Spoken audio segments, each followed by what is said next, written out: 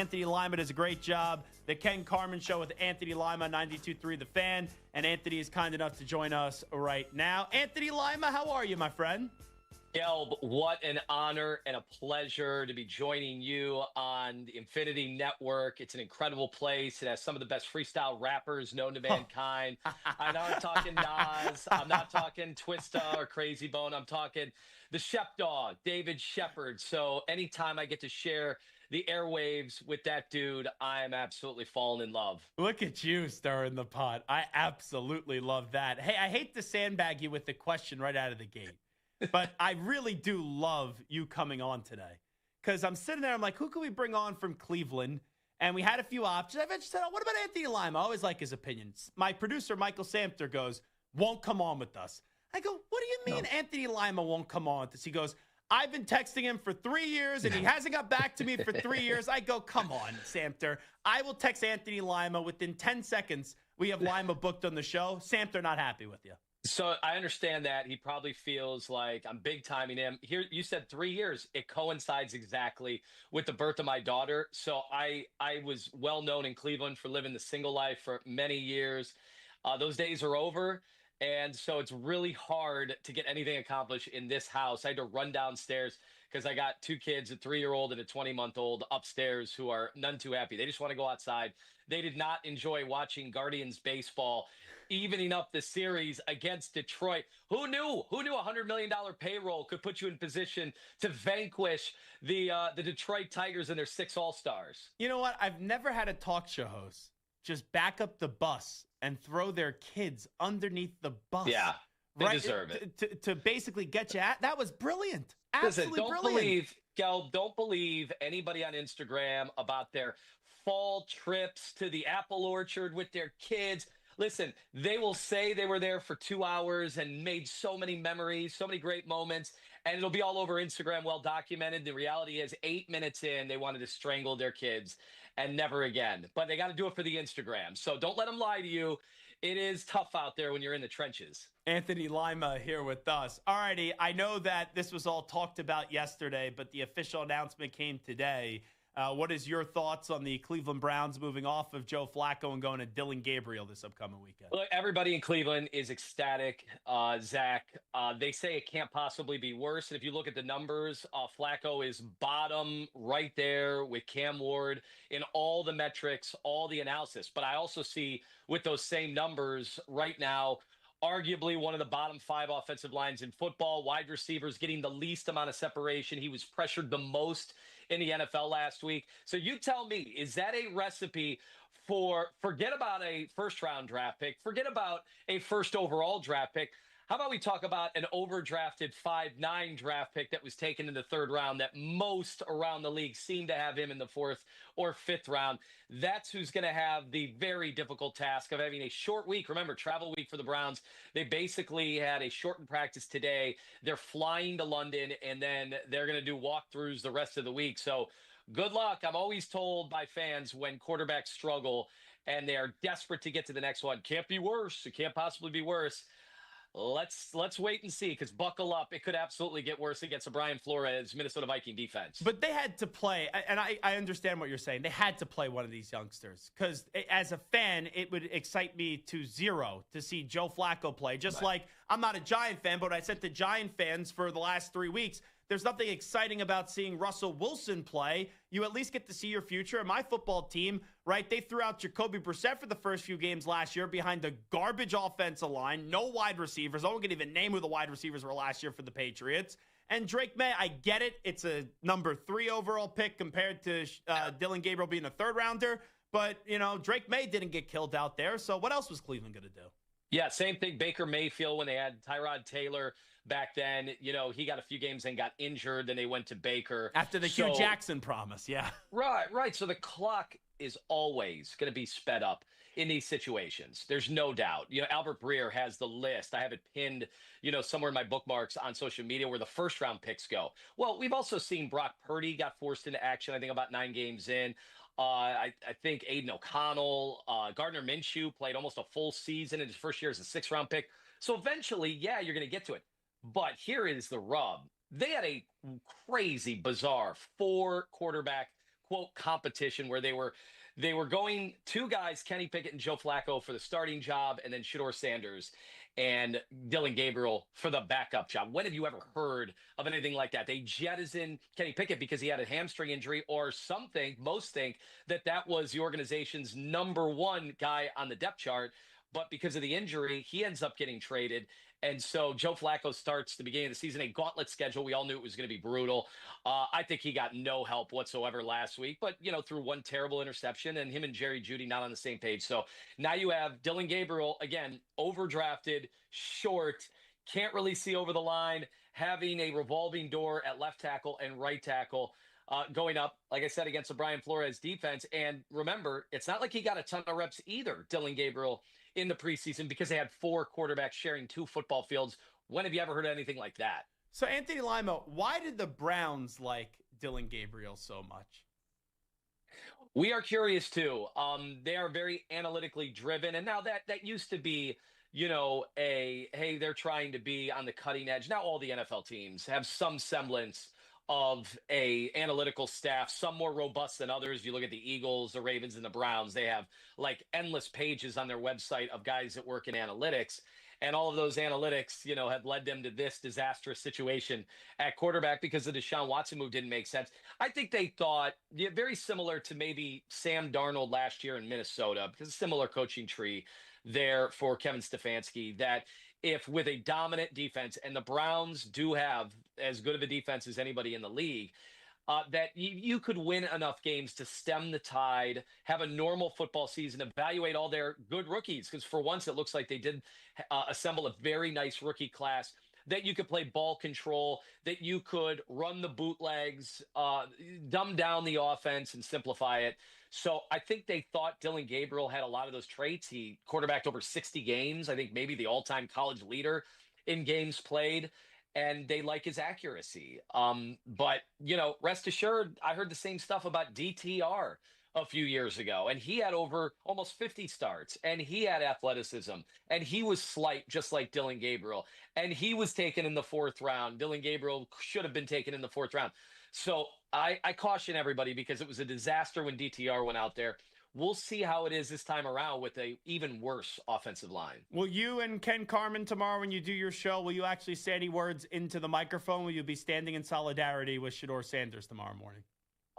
Listen, Shedeur pulled a very bizarre stunt today. Now, I think there's a method to his madness, because he's probably sick and tired of everybody around the league leaking his business. And, at first, I think it was split. I think people came in with preconceived notions of the kid, and I actually really like him. I mean, I think he has been really cool. He's been in the community. He's been helping out high school kids, college kids, because he hasn't been getting the opportunities with the Browns. Remember, he's 4th-string quarterback through most of training camp, and he's not said or done really anything that wrong. He's been asked questions in the locker room, so he's answered them. And then Rex Ryan says, if I know it, everybody knows it. This kid's not putting in the work. And then some other leaks have come out, not just from the Giants originally during the draft, but even the Browns were pretty clearly leaking things to get the fans off their back when they've had to try to explain why he's 4th-string. And then it's like every week there's even more. Why is there a chasm? Why is he getting a special set of downs at the end of every practice? I haven't heard that with Dillon Gabriel. So how far behind is he truly? They're making it seem like he's almost football illiterate.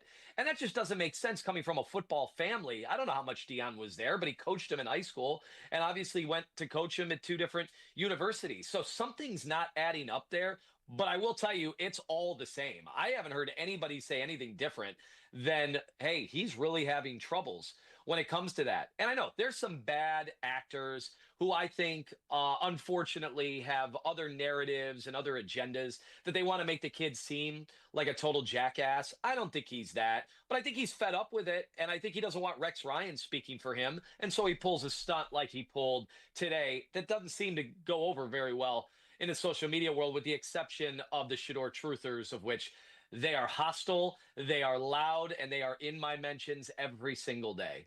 Is he going to play at one point this year? Will he be a starting quarterback for the Browns at one point this year? Yeah, look, unless Dillon Gabriel is sensational, which I'm not expecting. Zach, I don't think you're expecting. I don't think Dillon Gabriel's family is expecting him to finish out the year. But Listen, if he's great, then, hey, problem solved in the interim. We'll see if they go back to the drawing board with 2 first-round picks next year in the draft. But yeah, I think Shedeur will play. And then it's a guy we don't even mention his name anymore. They took down all his signage, but he's one of the highest paid players in the league in terms of a cap hit this year. Have you seen the Deshaun Watson videos of him looking very agile? That's the thing now. Everybody has a season-ending injury. Is Quincy Avery tweeting again? Oh, yeah. Quincy is that Avery's what's happening? and while he's trashing other quarterbacks, that could be coming out. And what is it? It's Kyrie Irving looking good. It's Jason Tatum looking good. You believe people in Boston? Jason Tatum was ready to play 2 weeks after his surgery. Ben Simmons when he shoots jump shots, right, in the offseason. That's what it is. Yeah. Yeah, when he's not hanging out at Art Basel down in South Beach. So I don't know what it is, Zach.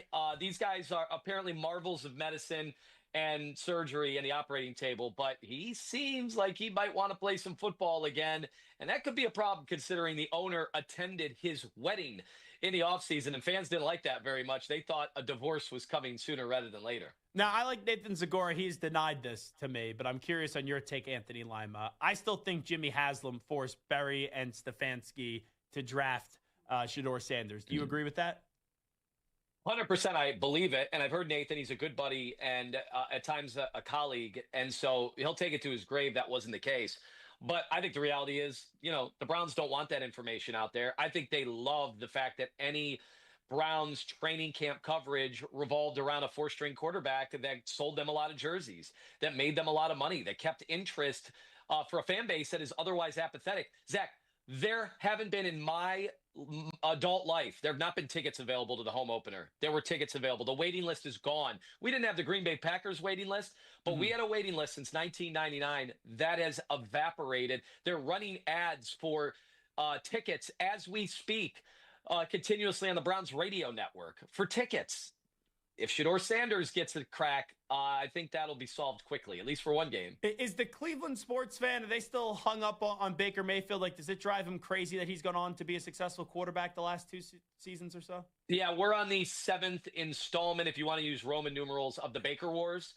And, we had the prequel, and then we had the awful Hayden Christensen years. And now we have a brand new version of the Baker Wars. I got to give it to him because I'm accused of running them out of town. And at the end, it was really bad. You should ask his teammates in the locker room how they felt about Baker at the time. And we can ask what the league felt about Baker at the time when nobody wanted him. And he could be had for basically a box of balls at the end of the, Carolina situation. So congratulations to him for maturing. He's talked about how he's evolved. He's got his body, back to where it needs to be. He's looking like a speedster out there in the open field. Now, we did get a throwback to 2019 interception at the end of that game trying to make a play against Philly. But to his credit, I'm seeing a Baker Mayfield I didn't think would exist. I thought he'd be on game day. I thought he'd have the Pat McAfee job by now. And instead, he's going to make a lot of money in this league. So credit to him. He's been a top 10 quarterback, maybe even higher. I've been blown away by his evolution. Last thing I'll ask you, Anthony Lima, then I'll let you go back to being dad, even though you probably enjoy talking to me more I right just now. I heard a big fall and a lot of tears. Are you calling social services on me right now? No. I need a mop to clean up whatever's happened up there. You are father of the year right now. I feel like this gets lost, but Travis Hunter has basically done nothing so far. Yeah. That Browns trade, some people liked it, some people didn't, right? I think it was kind of 50-50. I do believe, though, as time is going to go on, more and more people are going to enjoy it. Mason Graham is one of my favorite players from this past draft. They got some other pieces. They get the extra first-round pick, right? There's no buyer's remorse there. People got to be thrilled in Cleveland with the return. I loved Mason Graham, and I went to Ohio State. Like, I am a Buckeye. We're not supposed to like. Clip that. Let's get that out there to Ryan Day. We're not supposed to like players from the state up north. And Mason Graham was involved in some of the most humiliating moments of my life that didn't involve my mom walking into me when I was in middle school in my room. So listen, for me to want Mason Graham, and I called it a week before the draft, I said the safest play is to trade down and take Mason Graham. I was vilified because Travis Hunter was this electrifying player. To me, he was not the best wide receiver in college football last year. That was clearly Jeremiah Smith. I can make an argument for maybe a few others. And I think we got a little caught up in the Shohei Ohtani without the gambling, this two-way aspect of football that we hadn't seen in a long time. And I think now you're realizing why we don't see it very often. Young man, Travis, you have amazing talents. You might want to focus on one side of the ball first. Once you get that down, get back to me and see if we can do the unthinkable and play both sides. I got to ask, because people are obsessing with this in the YouTube chat right now. How did you know about the Shep rap game? How did you come across that? How did we know? Listen, when somebody is out there freestyling with a flow like Shep, I mean, that stuff, there's a gravitational pull for those that used to be in the hip hop community. And so when I hear something like that, that kind of lyricism, that is something maybe, what, Jay-Z, Cameron, I could go through the list. I mean, I was a do or die fan, but there's many out there. I don't know. Shep's right up there. Imagine with a little bit more work where he could be. I don't think the rap community wants anything to do with Shep Dog. He's somebody that I think, quite frankly, let me tell you, could put Eminem in a vice grip. You don't know what you just did for his ego. Now he's going to be going around the newsroom here going, let me tell you, Anthony Lima said I could be like Jay-Z. I'm going to leave here. I'm going to go rap for the rest of my life. Oh. Listen, I encourage creativity and those that can do while a bunch of others just talk about doing. That guy not only talks about it, he backs it up. And now we close the show with it every single day. I don't know if you knew that. You guys play his raps at the end of the show? Oh, yeah. Every episode. They can check it out on the Odyssey app and use the rewind function. You know what? I'm going to do that right after this show. Anthony Lima, thanks so much. You're the best. All right. See you, Zach. Thank you.